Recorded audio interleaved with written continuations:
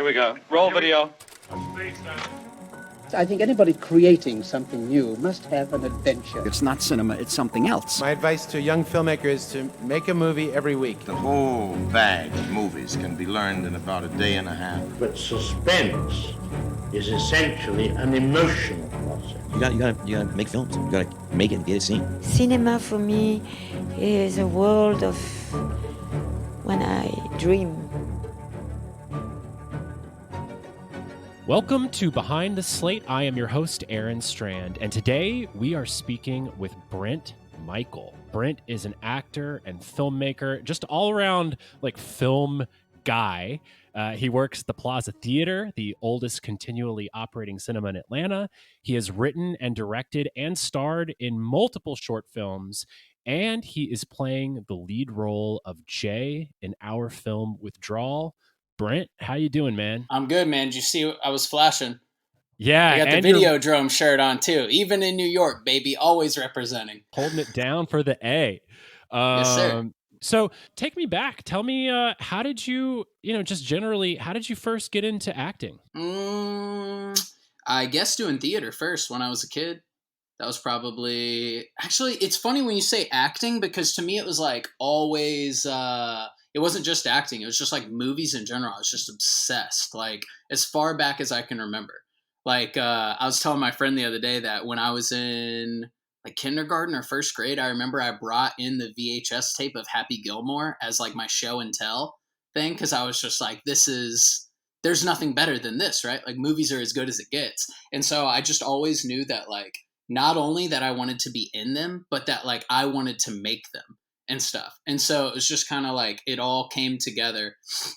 So then I would always do like summer theater camps and shit when I was a kid and make movies at home, make like little Jackass videos and skate videos and like little action movies with my brother. And then I had an agent when I was like 11 or 12, something like that. And then I would do all those dumb little like safety videos and stuff. Like, I feel like those were the jobs I was getting, that kind of shit. And then like, I did this one TV series that was on like ABC, and I played like the main kid's friend. And then I would stand in for him when he wasn't there, cause I was like a little bit older than him. And yeah. And then it just like never stopped, it just kept compounding and growing, and, the love deepened. So I guess your parents were like pretty supportive of your interests. Like, did they help you get an agent and like get like, I guess they were taking you to auditions and stuff like that? Yeah. My mom, it was just me and my mom, but she knew that I was obsessed. And so then she took me to this, I don't even know what you call it. It was like a cattle call thing, for kids showing up to a thing. And then I remember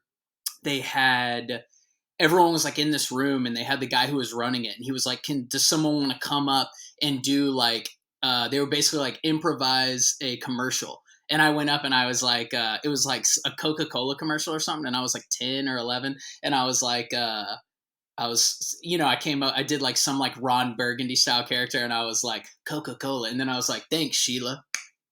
Like and they were like, oh, great. And then they like gave me different scenes to act out and stuff, and different commercials. And then I kept doing those. And then it's like the weirdest thing. I was thinking about this the other day. I got on an adult improv group when I was a kid. I remember I was hanging out with my friend, and his dad drove us to this like open improv night. And we were the only kids there. And then they were like, oh, you're so funny, you should join us at these things. So my mom would have to drive me to these events where they'd be like at a bar performing improv. And I would have to like go before like 9 p.m. and they like call me up and like do a scene with these people when I was like 12 or 13 years old. So it was pretty awesome. Damn, that's crazy. And shout out to your mom for, driving you to all this stuff. She's the sickest, dude. Yeah. And I feel like the movie thing, my mom loved movies in the same way. And she was super young too. So I feel like her tastes were so on the money. Like growing up in the 90s, and her also kind of growing up in the 90s and being obsessed with like everything that was coming out at that time, and like all the Miramax shit and everything. So that really like bled into what I was watching at an early age with absolutely no censorship, So that was pretty sweet. That's pretty great. Do you remember, was there a specific movie that sort of like really caught your imagination of like as like a cinephile, like as a, just beyond like sort of like popular movies? Dude, you know what's wild? They all like felt the same to me. It wasn't until I got older and you start meeting people who are fucking snobs about it that you realize there was like a difference. Like when I was a kid, dude, I was fucking obsessed with Smokey and the Bandit. And you couldn't tell me that wasn't a great fucking film. You know what I mean? And like to the point where like I even made a sequel to Smokey and the Bandit before I realized there were sequels. It was actually a prequel where I played, and dude, I grew up in bumfuck Georgia. So like you could just drive cars as a kid, like on the road, So like my mom was married to this piece of shit who had this like truck that was, and he would leave the keys in it. And so my friend Molly came over and she had a video camera and she filmed me driving his truck and stuff. And I was just hauling ass in this fucking beat up truck. And I would, and I played like a young bandit. Like I dressed up like him, like I wore cowboy boots and like a red shirt. And then my mom I had her play this woman who was like, this is my first taste of directing and just being such an asshole to my mom because she played, this woman who was like, "Hey, bandit," like, you know what I'm saying? And I was like, "You're not doing it right. Like you're being too much. Like you got to tone it down, So yeah, that was sick. So I don't even remember the question, but yeah, I remember doing that. I remember writing a sequel to The Outsiders again before I realized there was a sequel to The Outsiders. Yeah, dude, it was a lot of shit like that where like every single thing that I watched, I then took on. Like I was like, I'm not just liking this because it's a movie. I'm liking it because I'm going to fucking do that. Like I remember when I was in elementary school, I was obsessed with American Graffiti. And so I made all of my friends on the playground like audition to be in my remake of American Graffiti and stuff. And I didn't realize that like you couldn't do that. Like I was fully like, I think I just had one of those like moms and families who like a support system that was like, yeah, fuck it. You can do whatever you want. And I was like, okay, lit. And so then I was just like auditioning my friends to be an American Graffiti remake, having no clue how you would actually make a movie. I was just like, let's do this thing. That's badass. Yeah.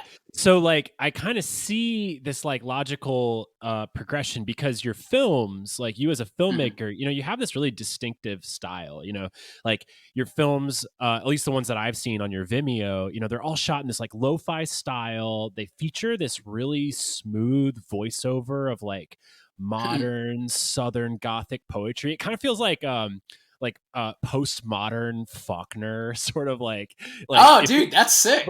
But like if Faulkner was like borrowing fucking soundbite that, dude. Postmodern Faulkner, I'll take that shit. Yeah, dude, you could grab it. And but like if Faulkner only had his mom's camcorder, you know what I mean? And so like how did you kind of land on that style?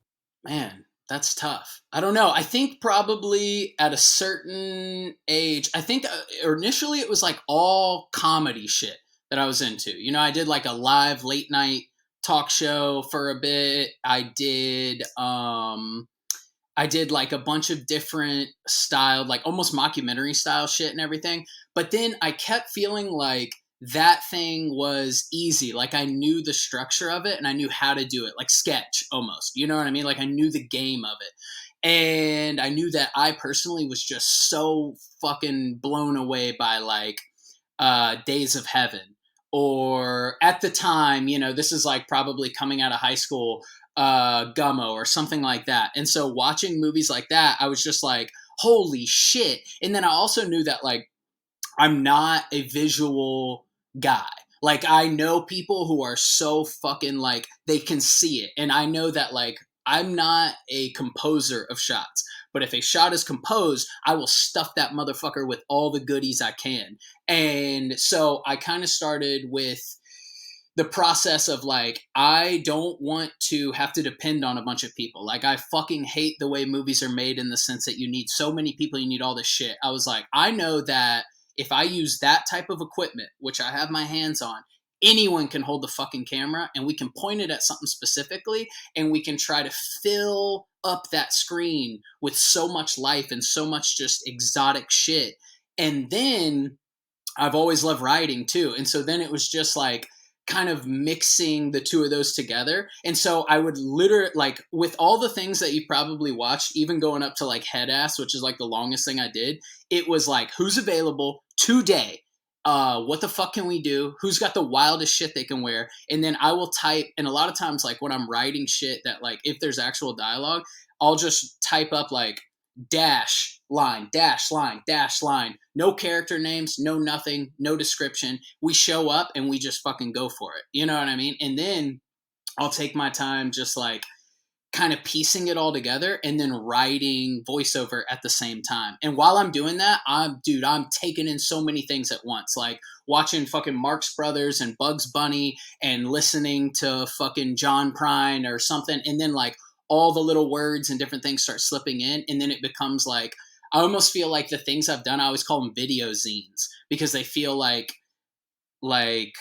just a mountain that's been built on shit I love. So they're almost like mixtapes to me in a way, you know, like I always think like my goal with so many of them is like, I fucking want to make movies that feel like pop records. You know what I'm saying? Like I want it to feel like, you know how I was talking to someone about this the other day, you know how like, I just mentioned John Prine. You listen to a John Prine song, Clocks and Spoons, you're transported, you're blown away. It's like the poetry is incredible. But then isn't it hilarious that like you could listen to a fucking Wham song and feel the exact same way? Or like a Miley Cyrus song. Like there is something to be said for pop music that like it gets shit on, but like you know, there's something about like if you can feel the hook and you can get into it, you can fucking ride that wave. And so it's like oftentimes I want to make shit that is less trying to get like an emotional response from someone and more trying to get like an excitable response. Like I feel like my favorite movies are movies that just get me like, fuck yeah, baby, let's fucking make movies, you know? So I think I'm trying to do that same thing. Yeah, I love that. I mean, I think that ethos, that spirit is like something that like that really piqued my interest, like in getting exposed to your work and like something that I really relate to, you know, not that that's exactly like my mission statement, but it's a mission that I like relate to, that I respect. And, but that also that ethos of like, let's just do this. Like, I'm like, yeah, we don't need $1 million and a bunch of pretentious like shit to make a movie. Like that's not what this is about.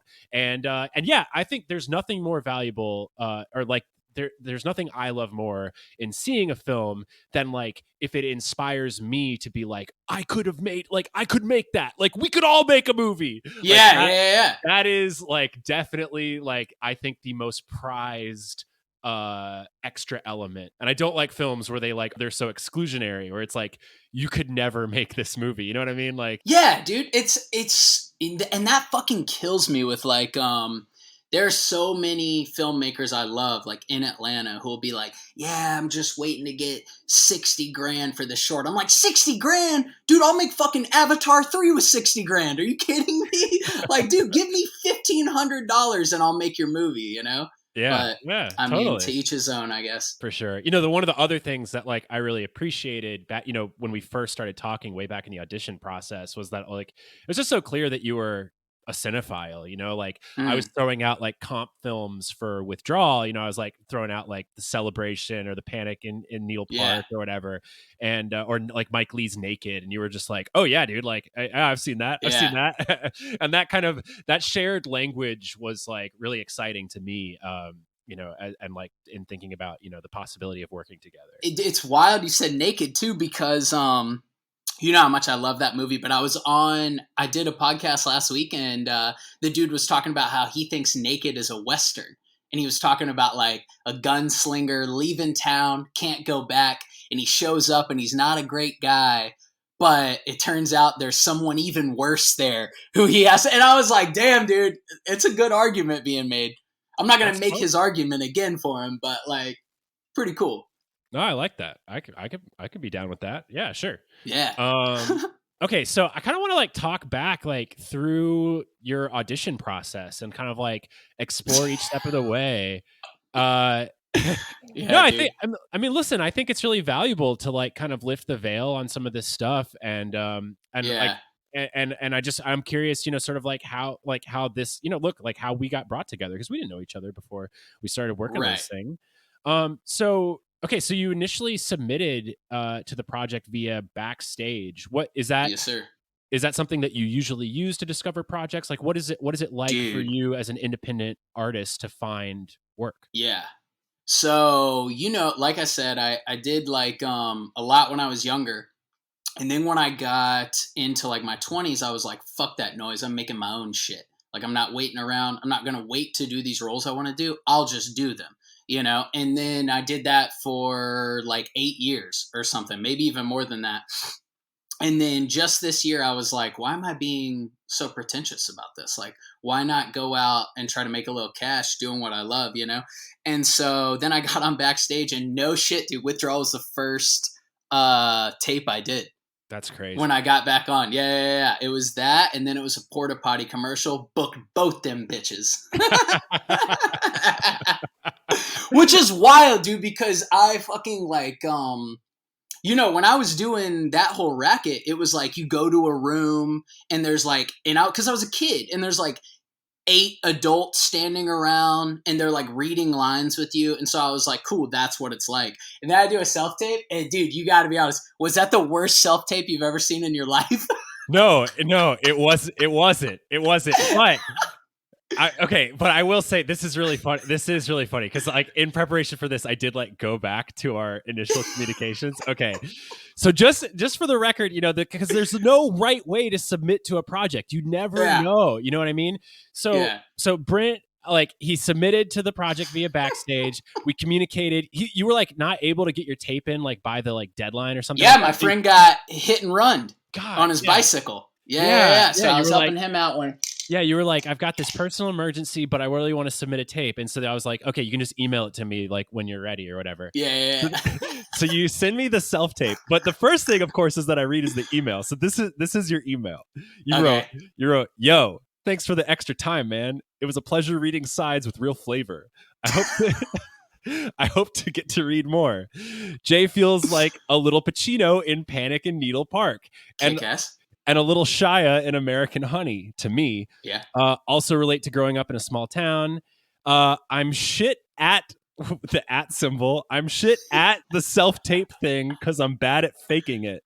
Faking spelled Fakin. I'm bad at faking it. That's how you say it. So along with the tape, I attached a scene from something I did recently with a similar feel. Would love the chance to dig into the shit with you on it. Okay. Which is just so funny. Dude. So that's a perfect email. Beautifully composed. Grammarly could not do it better. So then you include your self-tape, which is really good, by the way. But the funny thing is, no, it really was. So you had said like, oh, I'm not good at self-taping. The only thing is that you submitted the self-tape where you were in like a full body wide shot. Where like usually self-tapes are like in a medium close-up. I know, dude. I didn't know the rules. I literally, dude, I was crashing at my friend's house, and he came home for like 5 minutes from work, and I was like, yo, I got to shoot this thing. No fucking ring lights, no setups or something. So he's sitting on his couch holding it in the widest frame possible. But part of it was like he danced at the beginning. So I wanted you to see me dance into frame and then fucking, get after it. And I remember I showed it to someone after it, and they said, that is the worst self-tape I've ever seen. They were like, bro, you can't even, there's like harsh window light and then shadow all over me. It's the widest frame. It's like, it sounds bad. I was like, fuck it, whatever, dude. That's the system. Yeah, that's the other thing that I'm just now remembering. It was so obviously handheld because like... yeah, dude, wavy. I figured this guy wants a shaky cam vibe. I'll fucking give it to him, man. Well, it's so funny because like despite all that, the tape was really good. I showed it to Jonathan, our producer, and it immediately, like the second I saw it, I was like, oh, this is in like our top, this is in our top 5 guys. Whatever. Yeah. And we were going through the submissions, and I showed it to him, and like, yeah, all these things were detracting from it, but the performance was there. And I remember we watched it together in a coffee shop, and he was just like, oh, that guy's really good. Sick. And yeah, I mean, dude, love Jonathan, by the way. Oh yeah, he's great. Awesome fucking dude. Yeah, so it just was no, it just like clearly read through. I'm curious, what was your initial like impression of the project and like of reading the breakdown? Oh man, I'll tell you what, I was at work. You mentioned I work at the plaza, and I was there, and you'd sent me the breakdown and let me know about the callbacks, and I was like, well, fuck it, let me, flip through this thing. And I started reading the breakdown, and then I remember like halfway through, I was working with my friend, and I was like, fuck. And he was like, what? I was like, it's actually good. Because, most of the time you just read shit, or stuff that, let me not say shit. Let me say shit that you don't vibe with. And when I was reading, I was like, oh, I would write this. Like, I love this. You know what I mean? And I love this guy. And again, like, not just like Pacino and Panic because of the content. Pacino and Panic because it feels like a debut. Like when I was reading, I was like, wow, you wrote a character. Like, it was funny because after one of our first rehearsals, I was like, I don't know why this dude doesn't want to play it himself. You know what I mean? Because I was like, this role is sick as hell. Like, this is one of those roles that you feel like if I were to watch a young actor do, I'd be like, fuck, I want that. You know what I'm saying? Like, you want that moment. So really, I felt grateful, dude. And so then when I was reading the treatment, I was like, this is genuinely so good. And then had the craziest experience ever, which I'm pretty sure I told you about. That fucking night, Millie came into the plaza. And she knew my friend who was working there. And then he was like, this sounds like a movie my friend is working on. She fucking walks in the door to see like Hairspray or something. And she goes, yeah, I'm working on it. Yeah, it's called Withdrawal. And I was like, yeah, no, I'm literally reading the treatment right now. And then we were like, cool. And then it was just a weird thing. And my friend who I was working with, Josh, he was like, dude, you fucking got it. He was like, if she comes in, you're reading it. It's fate, dude. There's no way you don't. And I was like, cool. So then I like prepped pretty hard for that callback, man. I was like hype as fuck for that. You know what I mean? Like I ran to the callback. I'm just like getting all fucking hyped up, ready to do those scenes. You remember I brought in my little baggie of crushed salt? Okay. So let's talk about this. So like, okay, so like you sent your tape in, and then it was like, it took me like a month or like a month and a half to like finish. Yeah, dude, I wrote it off. I was like, well, whatever. Yeah. It was like a really slow audition process, but I was watching like hundreds of tapes. Mm-hmm. And so, anyway, so I finally set up this in-person callback, and we do it at Dad's Garage Theater here in Atlanta. And the way that it was set up was that there was two female actors coming in for the role, and then like four guys, and I was just gonna like cycle everyone through so that everyone got to read with everyone, and we were just trying to like kind of find that vibe. And you came in, and I mean, I remember like just being like bowled over with your energy, your focus. Like you brought in this whole, like you were just like full body experience and like full body acting right away, which is like totally my aesthetic and like what I like. So that was like really striking. What went into that preparation for that for you? So it was during the Atlanta Film Festival, which was cool because I kept seeing you popping in and out. Oh yeah. And which was awesome. You know, it was like, oh, this is cool because it already built to like a level of comfortability because you'd come up, we'd talk, we'd shake hands, yada, yada, yada. Yeah. But the whole time I was like going for like, I was doing those sides and I was employing like everything that I had.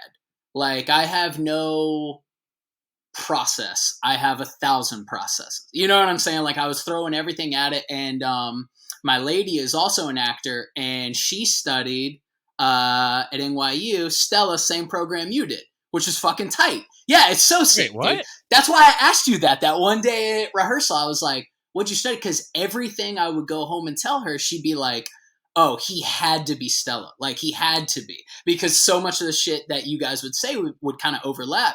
So she was kind of putting me through some of those exercises and shit. And really pushing me. And then I was just coming in with like, I just wanted to make a lot of choices. I wanted to come in hot with it. You know what I'm saying? And so I like didn't want to waste time. Because I remember that was one of the things, like before we started, you were like, is there anything you want to talk about? So I was like, fuck no, let's go. Like, let me just jump in and then we'll talk. And then, dude, I have to say, man, I was so hype leaving that audition because I remember I said, if I'm not Jay, it is what it is. But me and Aaron will work together because there was such a fucking thing on set where, like, I feel like you appealed to exactly who I am as a performer. Where, like, I remember there was one moment where I was standing there doing something.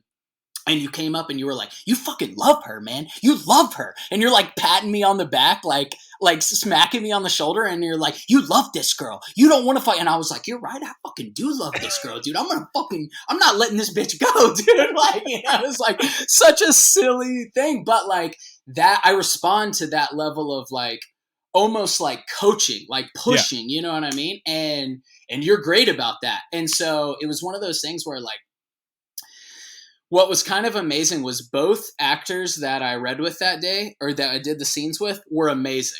And what I thought was great was the way you spoke to each of them and the way you spoke to me was different. And you had such a way of reading people that you spoke to all three of us differently. And there was a way of like piecing something together. And then I remember there was a moment with Millie where you guys were having like kind of a quiet face to face, and I was doing push-ups in the corner, getting fucking, you know, in the zone, and the whole time. But what was amazing was like I felt like we were all kind of we were sharing the room, and it already started. I don't know how you feel about this, but it started to feel to me because we went over my time. Like I was in there for a minute, and what it started to feel like to me was we were no longer auditioning, we were rehearsing.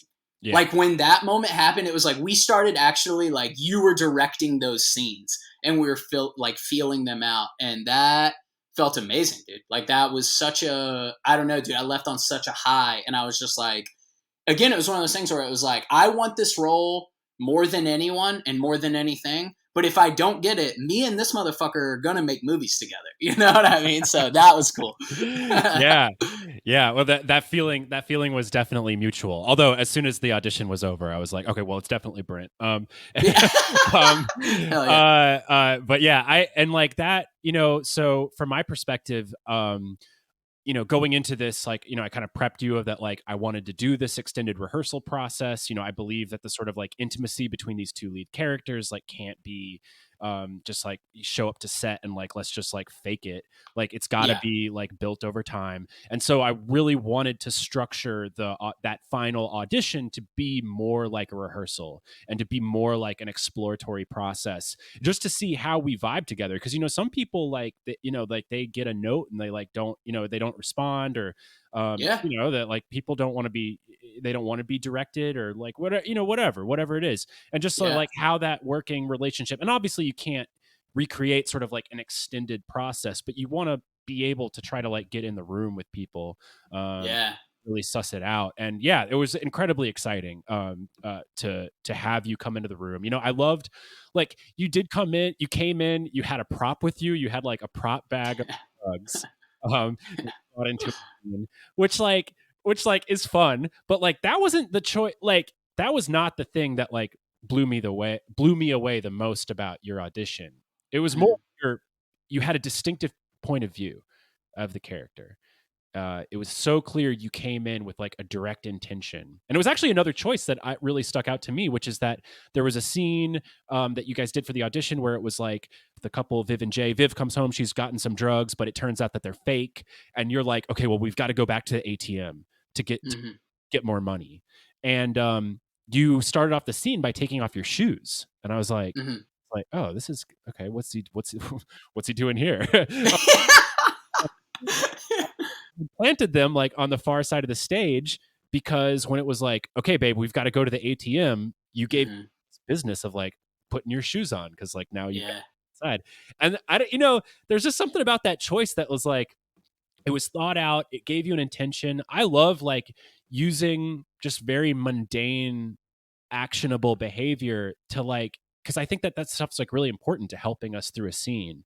And yeah, so the fact that you had like thought that out, came in like with that choice, but it wasn't just like a gimmick choice. I guess that's what I'm really trying to get to. It wasn't just oh, I'm going to put my shoes on. It was like, this is like justified within the circumstances, and I'm going to use this like the speed at which I'm like trying to get my shoes on to like propel me like through this very real moment like with this person. And in fact, the shoes became an obstacle to the overall objective of like I've got to get her ass like outside and like to the ATM. And I just love that. Thanks, man. Yeah, that was one of the first things I thought of because of what you're saying, the urgency that it created. I feel like so much of, and we've talked about this in rehearsals and shit, so much of like my thing is action, like purposeful action. You know what I'm saying? Like finding and telling it through like those objectives and those actions. And like, that was exactly what you're saying. I was like, we got to get the fuck out of here. Let's get up, go, get your ass up. Like, I remember that being one of the lines that ended up being repeated in that audition I was like, get your ass up, like get your fucking ass up right now. So yeah, that was awesome, man. Nice. So and you kind of alluded to this earlier, but yeah, what were you feeling as you left the room that day? Oh, dude, joy, pure joy. Because, and it's funny because I remember afterwards I went to work. It was still the Atlanta Film Festival, and I remember saying when I got there, that again, no clue if it's mine or not, but I got to do what I love today. And you rarely feel like you get to act at a fucking audition. You know what I'm saying? Like, that's what, like what I said, I'm so bad at faking it, dude. Like with these tapes, it's like, oh, you want me to talk to a fucking phone, dude? What? You know what I'm saying? Like that. No, put a goddamn breathing person in front of me and let me react and let me like share life with them. And you let us do that, dude. And you like constructed it in a way that it was like, I kind of left and I was like, dude, we full on, like we made a movie today. Like it felt like that. You know what I'm saying? Like, cause you were shooting the auditions, you know, so it felt like we were making a short film. And so I left just like on a high. I was like, I got to do something that I love today. And I felt like I was like supported. And more than anything, I felt like I was pushed, dude. I felt like somebody was like, you're doing pretty good, sweetie, but you could do better. And that was what was sick, dude, when I left. And that was the whole thing about me being like, oh, we're going to work together, because I felt like you were like, you're pretty good, but you can be great. And that's what I wanted. You know what I'm saying? That's what you want from every experience, you know? Yeah. That's amazing. You know, I take a lot of inspiration from sports, and I really like some of those elements of sports and like that ability to try to like that relationship between coach and player, director and actor, that like, and I always feel as an actor, like I'm so desperate for that sort of like outside perspective to help me get to like where I need to be. And so to be able to like hopefully, you know, be that role is like a real honor. So that means a lot to me that you said that. Yeah, dude. Do you have any like post audition routines to like kind of like let go and like, or like is that even like an issue for you? Nah, you know, yeah. I feel like we've come across this like in rehearsals and shit, but like, dude, I'm not very smart. So there's like no like intellectual shit involved with it. And I don't get attached to it at all, dude. Like I'm like fully detached. Like there will be moments where in rehearsals and you and Millie are having like such good constructive character conversations, and I'm like lit. I'm going to come in and sit right next to her. And that's like the only thing I'm thinking about and stuff. So it's so funny, like just the way all our processes are working there. But yeah, dude, I feel like, of course I wanted this one and I was going in hot, but like, it was more just like, let me get in there and do what I love. And aside from that, dude, I'm fully detached from it. You know what I mean? Like each time it means nothing to me once it's over. That's amazing. I think that's ideal. That's awesome. That's awesome. Now, okay. So like, I think it was like 2 to 3 days later, I sent you a text being like, hey, can I call you? What was going through your mind, there? Oh, dude, you kidding me? I was like, I got this bitch. I was like, what is he going to call me and tell me I didn't get it? Yeah, no, I was pumped, man. I got the text and I was like, this is big. This is huge. And it made me very, very excited. So that was, yeah. And then when you called, I felt like we had a great conversation, and I asked you on the call, I was like, is Millie Viv? And you were like, yeah. And I was like, hell yeah. Cause I could just feel it. As great as the other actor was, it was like, she and I just immediately linked up, and I feel like we were chasing the same thing in the scene, you know? So that was sweet. Totally. Now for me, sometimes I experience this like shift from like the audition process where it's like, okay, like I want this thing and I'm geared to this thing. And like, my imagination can't help but like imagine what it might be like to book it and what it might be like to like show up on set or whatever. And then if I do book it, there's sometimes this like shift in my brain where I'm like, oh shit, like now I really have to do this. Is this something you ever experience? No.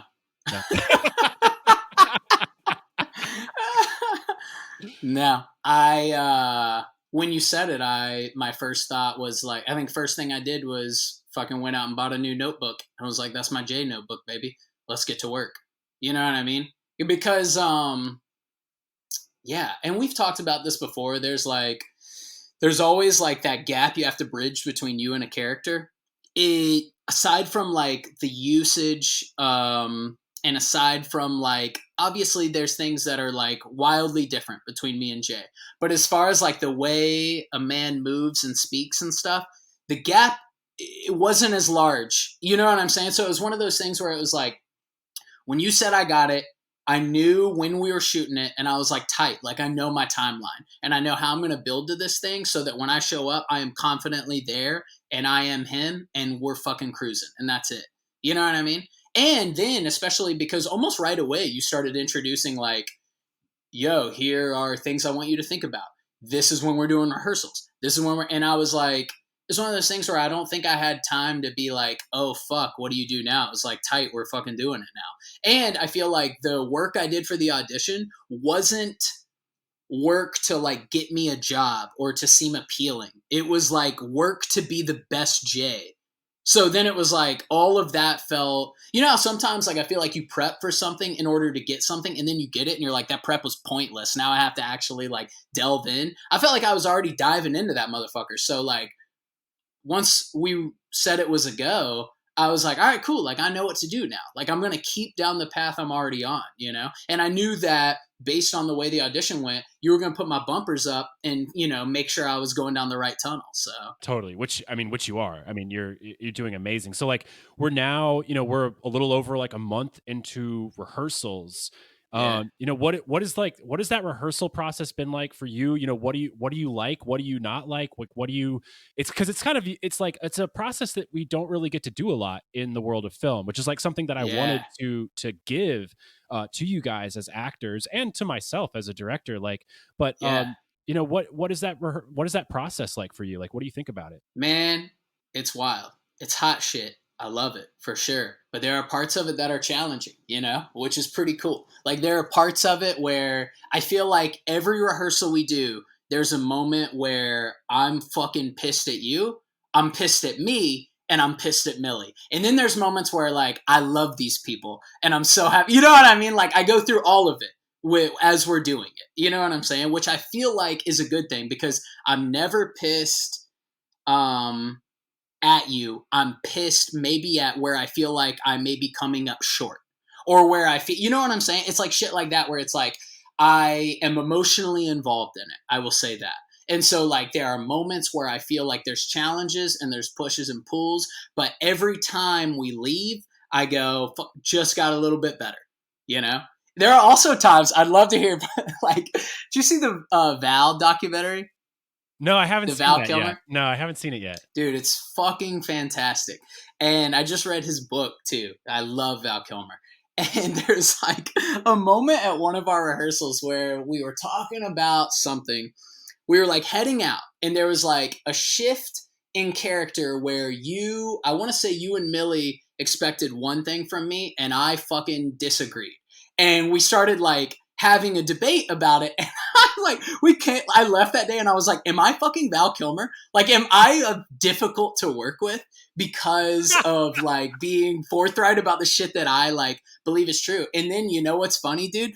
When I thought that, I like, this is the like, after I thought that, I said, you know what? Good. And I thought, and the only reason I say good is because I was like, because at this point, I'm starting to believe that I know the right answer for Jay, and I will fucking fight for it. Whereas like first rehearsal, maybe I would defer to you more. Like you would ask me what I think, and then I'd say, cool, now tell me what you think so we can bridge that. And there was that moment where you were like, I think it's this. And I, with my entire body, was like, I think you're wrong. You know what I mean? Like I respect you 1,000%, but I think you are wrong in this moment. And so, so basically what I'm saying is I love it.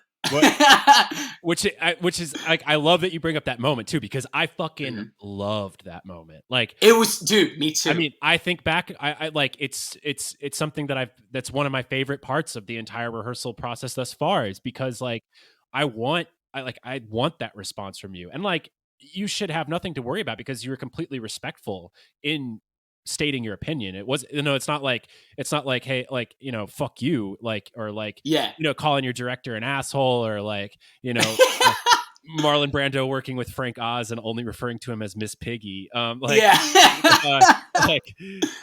like it was totally, no, it was like totally, it was a totally respectful disagreement, and which is like beautiful. I mean, that's the sort of stuff that, look, like for working at such a low budget level and working on such, at having there's so, this because you're a filmmaker. When you're working at this budget level, there are so many things that could derail a project. There's so many things that could go wrong. To be able to, in rehearsal, sort of poke and prod and find those, and to push each other, so that when we walk on set, we're we already have that communication established of, I think it's this way. Well, actually, I think it's this way. You know what I mean? And like that we don't have to go through those, they're not even growing pains, but we don't have to experience that for the first time with the pressure of a time crunch of like, we've got to get this scene shot in 30 minutes. Like we have the luxury of doing that like in person beforehand. It's incredible. And I think that like when we do get to set like that, all those reps are going to be so incredibly valuable, to where, and that trust level is established. It's going to be, that's the thing that like excites me so much. So I love that moment. And like, in the future, that was a cool one. I remember that day being like, we're on to something, you know what I mean? Cause it felt like we were all painting the same picture, even though we were using different shit. You know what I mean? But I was like, oh, we all want this to be great. And it's funny because when that moment happened, and there's been a couple other moments like that where like we'll all kind of debate in a sense, you almost feel that heat on the back of your neck. And what that heat tells me is that we all care. You know what I mean? It's like we all care. And sometimes I feel like when you're in a process like this and you're working, especially as an actor, sometimes what you're doing is protecting yourself. And in that moment, and in every moment, I don't feel like I'm protecting myself. I feel like I'm protecting Jay. And that means more to me. And that lets me know that like we're on the right path. You know what I'm saying? Because you know how like it's like, I'm sure you've done it. I've fucking done it. You're in situations where people are like, you should do this. And I'm like, cool, why? And then it's like, you should do this. And I'm like, okay. And then what you start doing is you start pulling your own shit back. And I'm like, I'm about to be the most toned down version of this shit because now I'm protecting myself, dude. I'm not going to let you make me look like a fucking asshole. You know what I mean? That is the dynamic that I struggle the most with in acting. And it's one of the reasons why, you brought this up earlier where you were like, why isn't this guy playing this part himself? You know what I mean? Yeah. One of the reasons why I've pulled away from acting and like that's not where my heart lies is because of that tremendous leap of faith that you have to take, because film is not the actor's medium. Like it's the director and the editor's medium, I believe. Yeah. The actor, no, absolutely. There's so many shit movies and like actors are taking shit for like why the movie failed. And it's like an actor could give the greatest performance ever, but if like the director fucked up or the writer like didn't understand the beat, like that actor is left blowing out in the wind and like they look stupid. You know what I mean? Like it's such a leap of faith and such a leap of trust. And it's something that I think is incredibly precious and that I have like the utmost respect for you and for any performer that like comes onto one of my projects, that like that I take really, really seriously. And I think that sense of empowerment is so important within that leap of faith. You know what I mean? Like you are trusting me to not make you look like an idiot. I think I said this to you from the very beginning, and it's something that I'll say again, especially when we get onto set. It's my job to make you look good. And I truly believe that that like every director should be thinking about that, because their actors are literally jumping off a cliff for them and like just hoping that the director has pumped enough water into the pool below that they don't fucking splat against the rocks. You know what I mean? Yeah, dude, that's actually, I love hearing you say that, because that's actually like the reason that I was like, nah, I'm not going to act in anyone else's shit. Like, I'll act on the stage, like I did a lot of plays in that meantime, but I'm not going to be in anyone else's film, because to me, at least the way I come at it is like, I'm giving you fucking everything, dude. I'm giving you my bones. I'm giving you my soul. And it's why I respect and love actors so much, is because like, how often is someone's soul just being sucked away and thrown in the fucking garbage can? You know what I mean? It's like, it's so disheartening. And so that's what makes it so sick to work on something like this and to have the relationship we have, is because I feel like I'm bringing my soul into your living room and there's all your kids' stuff there. And you're like, no, I'm going to hold it and I'm going to take care of it for you. And I'm going to make sure that it shines. And that feels fucking amazing, man. Like, that is like, I would say the chef's kiss of what we're doing, of what you're doing with this thing, is like, I feel like we're coming in and we're giving a lot of ourselves to it, which is something I hesitate to do in other people's shit. But I feel like we're being, it's being taken care of. You know what I mean? Like, you're letting my little soul come in and you're being like, sit here, Brenny soul. You're going to be okay. You know what I mean? Here's your coffee. Here's your applesauce. You're going to be okay, baby. I'm like, hell yeah, dude. Yeah. So like with it, like within that, and within that sort of like very precious space that I think all film like should be, and on the corporate level it so seldom is, unfortunately. It's like very sort of like, all right, just send it down the fucking assembly line, like let's get this shit made. But you know, so but within that sort of like that very precious space, you know, this is also like an incredibly volatile industry. You know, I'm just curious for you, whether it's like with this project or like just in general, you know, what are some of the concerns that you have? What are things that you're trying to suss out, like when you start on a new project? Like, are there things that you know, what are some of the things that you look for as like red flags? Is there anything that like makes you hesitate? Especially when it's like the choice is like, either I give you my all or I like pull back into it. I'm not a trusting person at all. So I start from a place of fuck you. You know what I mean? Like, I start like pretty detached and I kind of have my own process. And I would say, like, you've probably even noticed, like, maybe in our first rehearsal, you ask me questions and I go, yep, that. And I give you like one sentence. And now as we've gone on, I feel freer to like open up and like discuss things more and share things more, which feels really good. But at the root of it all, dude, all I want to do is make movies, and I want to have fun making movies with the people I love. So when it comes to some dipshit project or something that I don't care about, I'm detached from it and I don't give a fuck if it happens or not a lot of times. This is one of those beautiful moments where I care as much as if it's mine. You know what I'm saying? And so, but when it comes to other shit, dude, I don't give a fuck. I'll quit. Like, you know what I'm saying? Like, if you're not trying to make art and fucking have fun, like if you're not trying to like make love happen and fucking do something dangerous and exciting and lovely, then fuck you, dude. I don't need this fucking shit. I can go make my own movies. You know what I'm saying? Like, I don't need your fucking $200 for me to fucking do something. I'll go home and make something for free, man. You know what I'm saying? And I'll make something that I love, because I don't give a fuck about like people seeing it or people knowing who I am. I love my day job.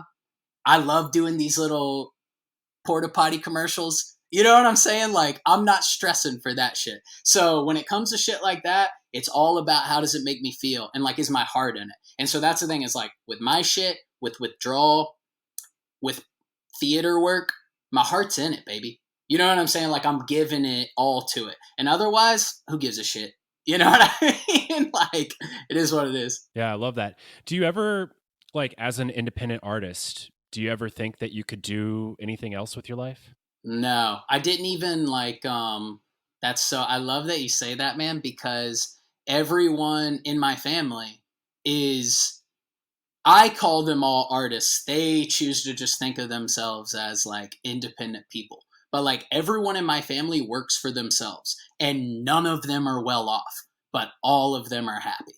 You know what I mean? And so I grew up seeing that and being like tight. So I'll work harder than everyone else the same way they do, but I'm only going to do it for shit that I love to make myself happy.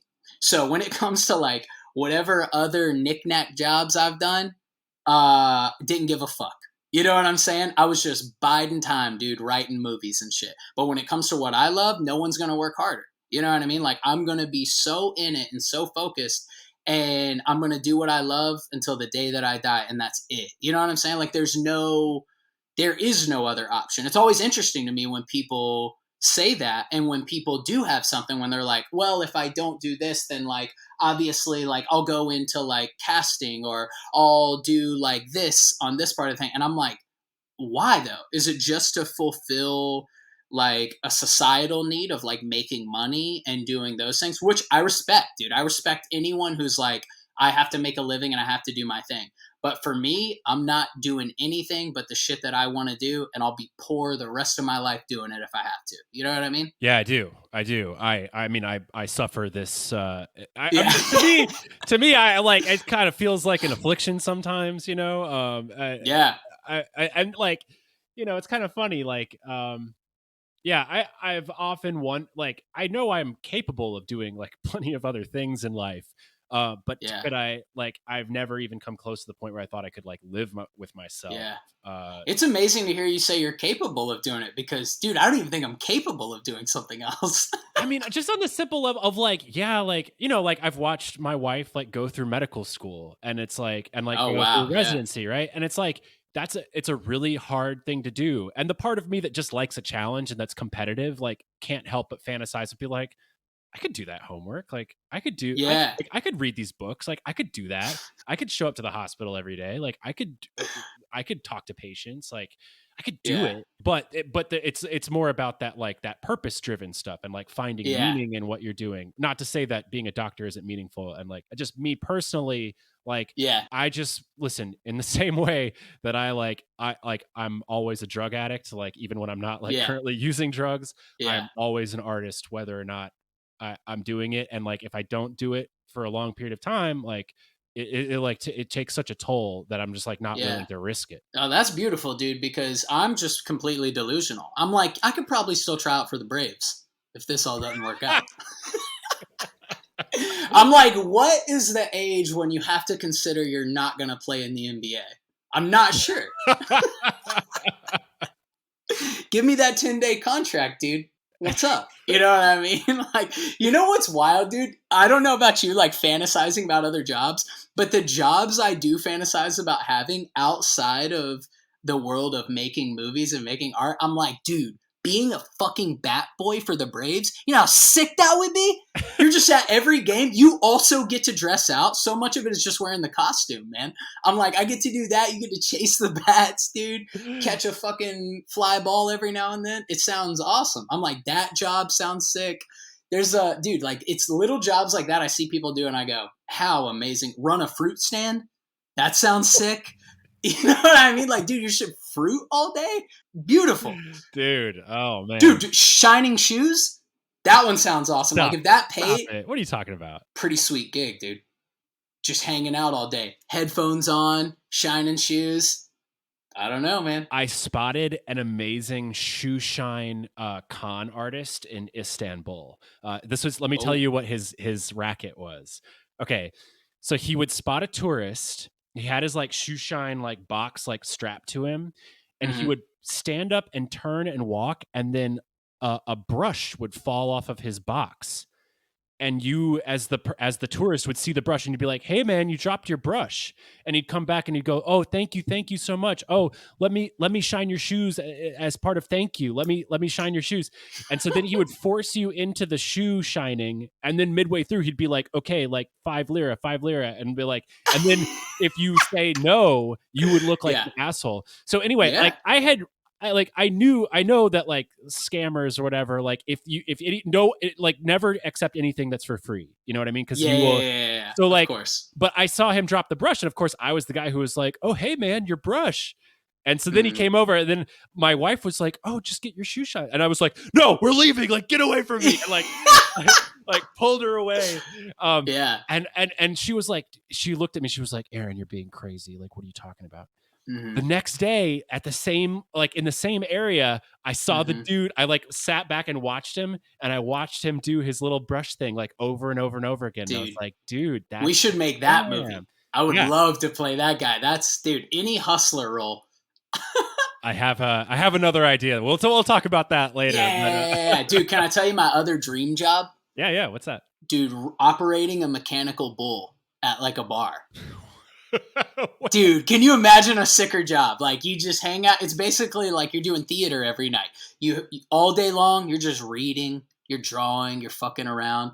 You go in at like 10 p.m. and you just sit there all night, just fucking smoking J's, just operating this thing. Chicks bouncing up and down on the thing. Sometimes dudes throwing them all over the place.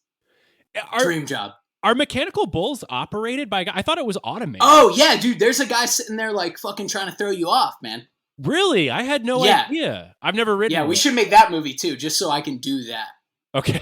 That's why I'm an actor, just simply so I can try out all these jobs. Hey, I mean, it's good as reason as any, I'd say. Yeah. I love that. Is there anything like, as an artist, and like whether it's like your idea of yourself as an artist, or like in the practicalities of your career, or even just like with a specific project, what are you afraid of in that? Not much anymore, man.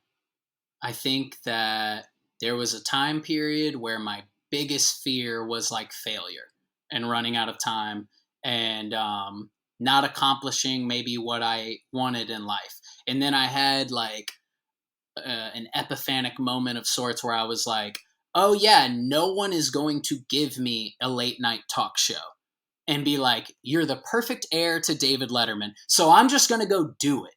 And no one's going to give me money to make these movies, and no one's waiting for me to show up to cast me in their film. So I'm just going to make those fucking movies, and I'm going to write those books, and I'm going to do all that shit, and I'm not going to wait. And I'm going to do it strictly because of the feeling I get from doing it.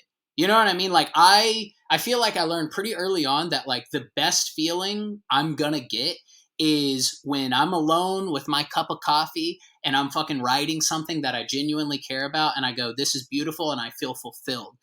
There's not going to be a moment later on where someone's like, good job. That's not going to feel better. You know what I'm saying? If anything, I'm always going to question it, and I'm going to do things like that. So it was like, to me, it's all about like putting that time in and thoroughly enjoying it. Like, I just wrote, I finished a script yesterday. And again, is the best feeling of just putting it down and then like looking at it and being like, there it is, baby. And by there it is, I don't mean there is that script. I mean, there is me doing what I fucking love. And that's all I need. Now let's go see a fucking movie. You know what I mean? So yeah. So I don't feel like I've got plenty of fears in life, of course. But when it comes to doing what I love, no. I love that. And it's something that I relate to as well. I think maybe, if I'm being completely honest, like the attachment to outcomes like still seeps into that ethos, like for me. And like, suddenly I start to like, I have that empowerment moment where like, yes, like I know what Hollywood's never coming. Like, I have to do this myself. But then all of a sudden, like the dependence on outcomes starts to wheedle its way back in, where like I'm making a thing, and then it's like, well, if this doesn't get into like this festival or like something, like then like I'm XYZ. So, but that still that spirit and that true sense of independence, and I think it comes down to me, the confusion. For most of my life, I confused the ends with the means, right? That the end result, or that pat on the back, or that like, Oscar acceptance speech in the mirror that I like practiced as a kid was the goal. Where in actuality, the daily grind and those moments with your coffee, like at your computer or with a camera in your hand, like testing out some fucking whatever, some lens, like those are the moments of real joy, and trying to retrain my brain to like understand that those moments of process are really where the happiness comes, because those moments of at the end of the process, number one, aren't guaranteed, and number two, like you quickly kind of find out that like they're not what you imagined they would be. And it can be incredibly dissatisfying to like chase that. Yeah. So last year I made, was it last year? Yeah. I made that movie Head Ass that I was talking about. And it was seriously, I was like, I kind of moved back to like my hometown during COVID because for better or worse, as we know in the South, the small towns kind of just kept existing. And I felt very lonely, and felt like in Atlanta, things weren't existing so much, you know? So like, I kind of moved back there, and I started this like theater school with one of my best friends, and she and I like put it together, and then it helped me in learning that lesson of it's about the doing than it is anything else. Because in working with the kids and trying to teach them literally every single thing I know about theater or acting or about anything, meditation, anything like that, it became like I had never been more fulfilled in just the process. You know what I'm saying? And so then I was like, this feels so fucking good.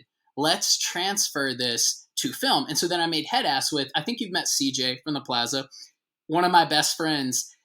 So I made a movie with my two best friends. It was me and him, did all the crew shit, and we were in it. And then Allie, who plays my sister in Head Ass, she was in every scene. And then we used the students from our class and stuff. And so I've never had more of like my heart and soul into something that was just so fucking fun. And then when we did a screening at the Plaza, the most beautiful feeling was not people liking what I'd done or anything like that. It was being there and with so many people that I loved and knowing that we did something together, and then seeing the kids who are my students see themselves on the big screen and the fucking excitement and joy they had. Because again, it wasn't they weren't having the joy of being like, oh, we're recognized and we're stars or we've done something.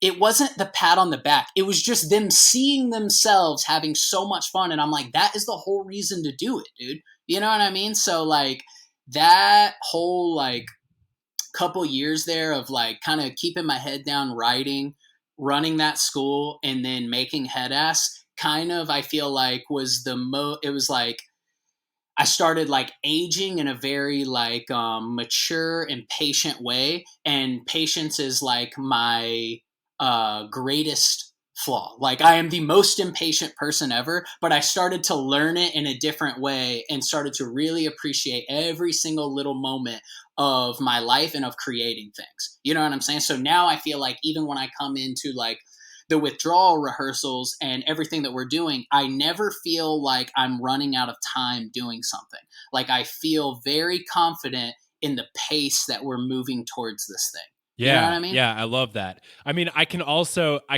detect the moments where like maybe the rehearsal conversation has gone too galaxy brain, and I feel the impatience like coming off of you. But I also know that.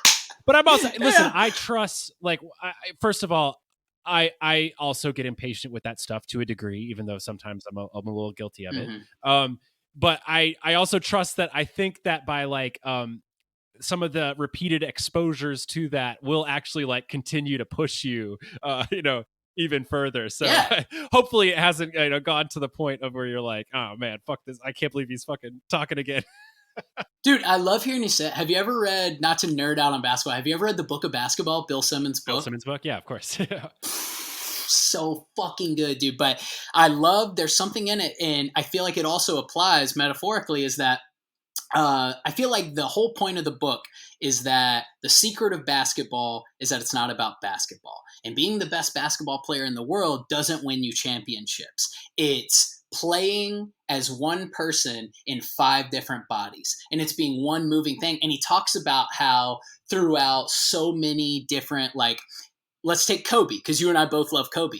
Kobe didn't get the secret of basketball until he got those 2 championships at the end of his career. And then he fully understood that it was a team game, and Kobe became a distributor, and Kobe became a genius on the court. You know what I'm saying? He was the best one-on-one player in the game prior to, but he became the team. He became Magic Johnson, Larry Bird. He became the fucking team. And so I love that thing. And so I feel like that's exactly what you're saying is there are times when I feel like I come into a scene and I'm like, I'm baby Kobe, dude. I'll fucking take every shot. And you're like, I need you to be grown up Kobe, working with Pal, working with, you know what I mean? And I'm like, yeah. That makes a lot more sense to me, which is unfortunate because I come from a more heavy improv background than anything. But sometimes I come in looking to take the shot as opposed to looking for the right pass. And this has been a great experience of me being like, yo, I need to get my fucking Isaiah Thomas, John Stockton game up. You know what I'm saying? And let someone else be my fucking mailman, you know, which is pretty cool. Well, I don't know. I don't even know if I would necessarily like throw out those player comps because like the fact that you like when I look into your eyes, I know that you want the last shot. You know what I mean? Like that is a powerful skill. And like I have like it's a joy to work with you because I have no doubt that like you will fade from the moment. I have the utmost confidence that you will rise to whatever moment is presented with you or that you're presented with. It's and I think that's where it gets like really fun because it's like, okay, well, like all that, like all the hardest intangibles, you know what I mean? Like are there. We don't need to talk about that. Like I don't even need like we don't need to discuss about like, oh, like the stress might be this or that. Like I'm not worried about that with you at all. And so instead you get to talk about some of like these fundamental mechanics type stuff, which is also an incredible joy. But having that trust in the background of being like, no, this dude is like, he's gonna like 15 seconds left, get him the ball, like he's gonna fucking take it, and like that's a shot I'm gonna live with, like is such a joy as a director. That's sweet, dude. That's high praise. I like that. Last thing, and I'm asking this because I think it is a question that every director should ask their cast, no matter what. Yeah. And so what would make this film experience the best possible experience for you? That's a good question, dude. I know exactly what it is. Okay. The feeling I had when I left the rehearsal was that, when I left the audition, was that I came in and I did my best, and then you pushed me to do a little bit better than that. And that is it. That's all I want from the movie, is to continue that process of being like, I came in and gave him 100 and he fucking stretched out my 100 to a little bit more. You know what I'm saying? Like, not to keep going back to basketball, but we both have an obsession. Do you remember the bubble finals? Jimmy Butler. Jimmy Butler's one of my favorite players in the game. When he's fucking dropping 42 points and he's almost being carried off the court. Yes, dude. There's that image. And Eric Spoelstra said that is the image of a champion before he is a champion. And that is all I want. You know what I'm saying? That is all I fucking want, is I want at the end of it to look like that, and you to be like, nope, you still got 2 minutes left and you can do it. You know what I'm saying? That to me it feels like that's the road we're headed down. And that's what I fucking want more than anything, is I want to feel as fulfilled as I can possibly be and know that I did the best fucking job I could possibly do for you. You know what I mean? I love it. Great. Let's make it happen. Yeah. Hell yeah, dude. Brent, thank you so much for joining me today. Where can people find your work? Sure. Yeah. I mean, pretty much everything is on Vimeo. So that would be at Brent Michal, Michal. I think that's my @ something like that. It's like Brent Michal on Vimeo. I've got like 30 something films on there, probably a bunch of little micro shorts, a couple like one featurette, some shorts, different shit like that. Definitely go check out his work. It's fantastic and fascinating and just super interesting. It won't be like anything else that you see. All right. Well, thank you so much. And until next time, that is a wrap. rich, it's got the poor, it's got the high and low, and I don't know what to do. Hard times, hard times, hard times got everybody in trouble. Not only got you, it's got me, oh Lord. It's got the rich, it's got the poor, it's got the high and low, and I don't know what to do. You can read Revelation, chapter 6 and 10. You will find in the Bible talking about women and men.